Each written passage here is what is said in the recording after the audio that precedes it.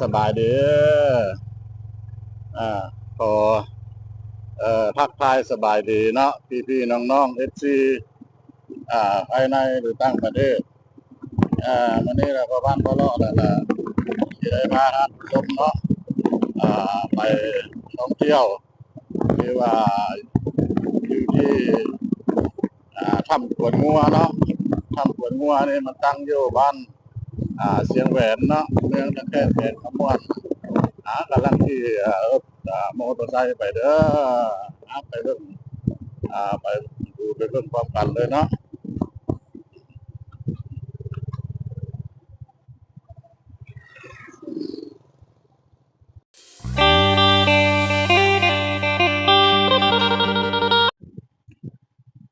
ได้มาใกล้สิ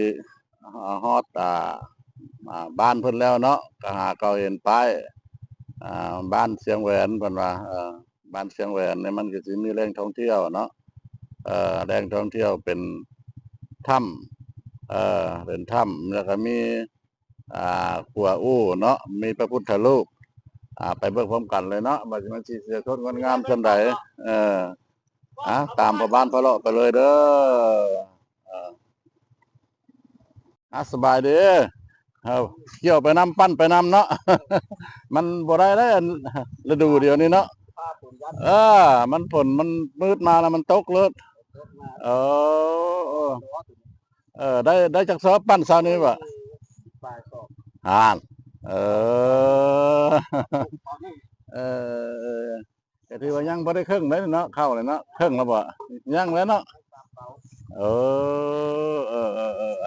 สาวไร่สาวนาตอนนี้แหละยามเฮ็ดแหละทุกบัดยามกินแล้วนั่งกินคือหญ้าได้มันเออันนี้แหละคืออ่าชนบทเพิ่นเนาะเพิ่นว่าลูกสาวไร่ใจสาวนาเออยามเฮ็ดไร่เฮ็ดนาเพิ่นก็เฮ็ดนาแล้วเพิ่นก็ไปหาปลูกผักปลูกมีบางคนก็ไปหาเงินหาค่ำทำทำงานเนาะก็คักหลายอาชีพนี่ก็อาชีพนี้คักหลายเอาได้เข้ามาใส่เหล้าแม่นได้เข้ามาเต็มเหล้าแล้วนอนเว้าก็คือเหมือนว่าเงินเต็มถุงแล้วเว้าก็ได้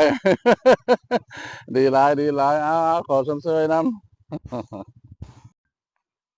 สบายดีอ่าพี่น้องๆเนาะได้อ่ามาฮอดมาถึงแล้วเด้อกระตูป้ายนี่นะเนาะป้ายเพิ่นสิเฮ็ดประตูทางเข้าถ้ำเนาะแล้วก็ได้ผ่านขัวอู้อันนี้เพิ่นว่ายินดีต้อนรับสถานที่แหล่งท่องเที่ยวถ้ำกวนงัวเนาะบ้านเชียงแหวนเมืองตะแคะแขงคำม่วนอันนี้น่ะได้อ่ามาฮอดแล้วเด้อพี่น้องๆได้มาฮอดมาถึงถ้ำกวนงัวแล้วเนาะเป็นจังไดก็สิพาท่านผู้ชมไปเบิ่งไปแยงเนาะพุ่นละสิขึ้นพุ่นละผู้ใดผู้พุ่นละสันสิสั้นสิขึ้นสันภูตัวพุ่นละเพิ่นเฮ็ดกระไดขึ้นไปโอ้ยสูงเนาะเออสูงเออมันสิสวยสดงดงามส่ำใดเนาะตามพ่อบ้านพ่อเลาะไปเลยเด้ออันนี้มันก็เป็นตัวกลห้วยเนาะห้วยเสียงลงห้วยเสียงลงเนี่ยก็เดี๋ยวนี้ก็น้ำก็ได้บกแห้งลงแน่แล้วเนาะเออมีแต่เป็นหาดดินทรายท่านผู้ชมเลยเออเต็มไปด้วยหาดดินทรายเนาะคันปีใหม่นี่ละเดือน5นี่คันมันน้ำยังซ้ำนี้เนี่ยถือว่าเฮ็ดเลยเป็นแหล่งท่องเที่ยวเนาะเอาเต้นเอาโต๊ะเอาตั้งลงไปกินซุมแซวกันอยู่น้ำพุ่นละก็ถือว่าคักหลายเนาะท่านผู้ชมเนาะเอาไปเบิ่งพร้อมวันพะเลาะแล้วเด้อขัวอู้นี่เด้อใต้ขัวอู้โยดเยอะเนี่ยนะอันนี้คือด้านใต้เด้อห้วยเชียงลงคือด้านใต้อืมคือตามประมาณพะเลาะมาคนเดียวท่านผู้ชมเออทีมงานก็บ่มีทีมงานเพิ่นก็ค่าเกี่ยวข้าวเกี่ยวปลาเนาะคือบ่าวแปลงบรรณาเพิ่นก็ค่าเกี่ยวข้าวคือบ่าวคำม่วนเมืองลาวเพิ่นก็ค่าเกี่ยวข้าวเพิ่นมีแต่พ่อบ้านพะเลาะนี่ล่ะ บ่ได้เฮ็ดนาให้ลูกให้หลานเฮ็ดให้ลูกให้หลานเฮ็ดเฮาบ่มีให้งานเนาะก็บ่ได้คล้องได้คาหยังสิมาเก็บภาพบรรยากาศให้ท่านผู้ชมได้รู้ได้เห็นเนาะเออเอาไปเบิ่งพร้อมกันเลยอันนี้ล่ะได้มาฮอดมาถึงทางเข้าอันนั้นละคือเขาได้ทางขึ้นเนาะแต่ยังบ่ได้เห็นผู้เฒ่าผู้แก่เจ้าภาพเพิ่นมาขันมาขายขันบักเบ่งเนาะขันบักเบ่งดอกไม้ธูปเทียนแต่เก้าแล้วเฮามาซื้อขันบักเบ่งธูปเทียนอยู่นี่แล้วก็เพิ่นพาขึ้นไปพาขึ้นไปกราบไหว้พระพุทธรูปนั้นวันนี้เรายันมันเพิ่นพาเกี่ยวข้าวเกี่ยวป่าเนาะเรายังบ่เห็นไผพอบ้านพะเลาะก็ได้เชิญได้มาแล้วก็สิตามมาเพิ่นบ่เห็นอยู่นี่ก็สิไปแล้วเลาะเบิ่งอยู่วัดเนาะบางเทื่อเพิ่นอยู่วัดอยู่ว่าเพิ่นมันละดูนั่นเด้อละดูเกี่ยวข้าวแน่เนาะละดูเก็บเกี่ยวเพิ่นก็เลยบ่ได้มาเผามาให้รอรับนักท่องเที่ยวมาเที่ยวเนาะก็คือว่ายามฝนนั่นล่ะอันสองมาก็บ่แม่นวันศีลแน่สินำหาเพิ่นอยู่สิเข้าไปหาอยู่วัดพุ่นล่ะเนาะฝนตกครับผู้ชมเอ้ยฝนตกว่าสิขึ้นไปเที่ยวไปชมเบิ่งทำงัวเนาะพอดีมาฮอดแล้วก็เลยกำลังเลาะหาผู้เฒ่าผู้แก่พาขึ้นก็ดอกหาซื้อรูปซื้อเรือน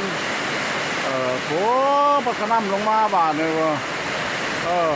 ได้ยืนอยู่กับตัวนี่ล่ะเด้อห้องการน่ะปากถ้ำนี่ล่ะปากถ้ำงัวนี่ล่ะเดี๋ยวมันมีขัวอู้แล้วเลยเก็บภาพบรรยากาศให้ท่านผู้ชมเห็นเนาะบ่ได้ขึ้นละเด้อถ้ำนี่เด้อขอโทษขออภัยนำเด้อฝนตกแต่ว่าบ่มีครับผู้6คนเนาะผู้เฒ่าผู้แก่เพิ่นสิพาขึ้นก็บ่มีเนาะงานวัดไทยเนาะมื้อหน้าสิคือเก็บภาพให้ท่านผู้ชมรู้เห็นเนาะฝนตกท่านผู้ชมเอ้ยนั่นล่ะเดือน11 12แล้วก็ลดมื้อเช้านี่แดดตัดบ่ได้มาซะตอนบ่ายจังสิมาว่าก็ทั้งพ่อบ้านพะเลาะแล้วก็ออกจากเรือนก็ประมาณ2 โมงเนาะถ้าบ่ทันค่ำบ่ได้บ่าย2 โมงพอดีมาฮอดปากค่ำนี่ฝนตกเลยฝนตกท่านผู้ชมเอ้ยว่ากี้ในเพิ่นก็เกี่ยวข้าวเนาะเกี่ยวข้าวแล้วพอปุ๊บขึ้นมาฝนตกบาดนะฝนตกแล้วก็คือแล่นมือเอาสะดุ้งแล้วมาย่อป่าบาดนะในน้ำมันก็มีป่าเนาะในนามันก็มีข้าวมันอุดมสมบูรณ์แล้วอยู่ชนบทนะอยู่ใกล้น้ำใกล้ในเนาะใกล้ห้วยใกล้ห้องมีให้มีนาแล้วสะดวกสบายโอ้ท่านผู้ชมเป็นตึกกระดุงเนาะตามลำแม่น้ำเสียงลงเด้อโมเมนต์แม่น้ำโดนเด้อแม่น้ำเสียงลงที่ว่ามันมีขัวอู้อะไรเด็กขัวอู้ความไปพุ่นกับแม่นเป็นถ้ำกวนงัวเนาะเป็นแหล่งท่องเที่ยวเพิ่นได้ย่อสะดุ้งพออยากลงไปเบื้องป่าเพิ่นกับน้ำเพิ่นลงอยู่ข้างกลางพอเพิ่นลงไปตึกบ่มันเลิกเจ้าว่าป่ามันมาทางบ่อนมันน้ำตื้นพี่ผู้จักมันป่าส้มน้ำไหมนะ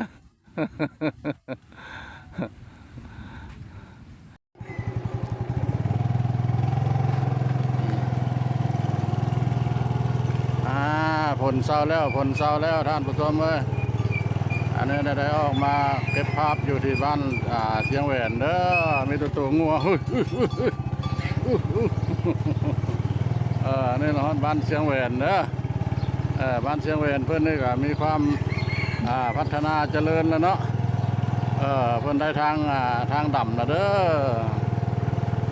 เพื่อนได้ทางดำแล้วบ้านเชียงแหวนเนาะกำลังอยู่บ้านเล่าบ้านตาลเนาะ บ้านกระบูดเพิ่นก็กำลังก่อสร้างอยู่ก็สิบ่เกินน้ำปีนี้ล่ะเนาะปีนี้ก็เพิ่นก็สิได้ทางดำคือกันแล้วเนาะบ้านเล่าหัวหน้าบ้านตานเนาะอันนี้นะเดือนนี้นะอยู่บ้านเชียงแหวนเด้อนี่ละตรงให้ตรงหน้าเข้าเพิ่นก็เลยพอโอ้ยเต็มที่เนาะเข้าซุกแล้วฝนบ่ตกมืดมาแล้วมันตกรถท่านผู้ชมมืดมาแล้วตกรถเกี่ยวฝ้ามือแล้วก็มันฝนทื่นลงมา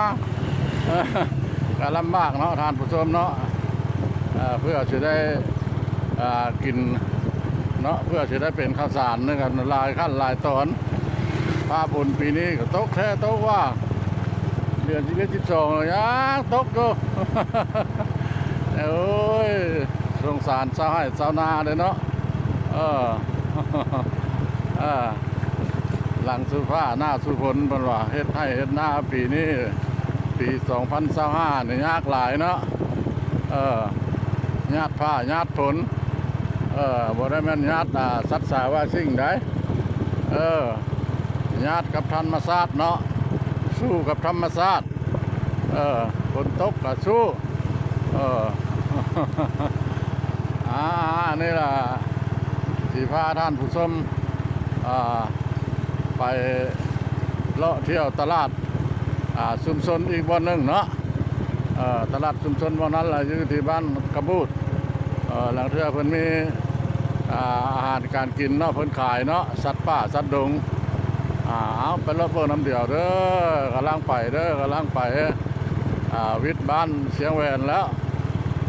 กสิก้าวเข้าบ้านกระบูดเนาะเดี๋ยวจะได้กระฮอดละบ่ไก่ปานใดท่านผู้ชมใกล้สิฮอดก็เลี้ยวเห็นเนาะ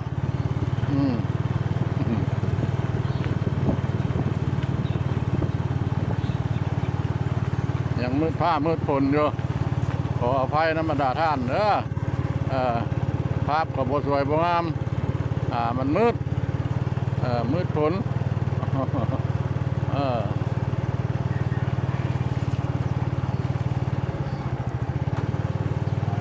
นี่นะใกล้แล้วใกล้แล้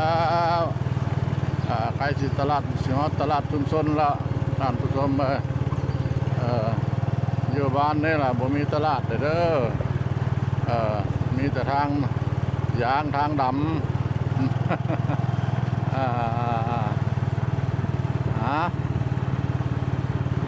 บรรยากาศยามค่อยค่ำลงแรงเนาะปัจจุบันนี้ก็อยู่ราว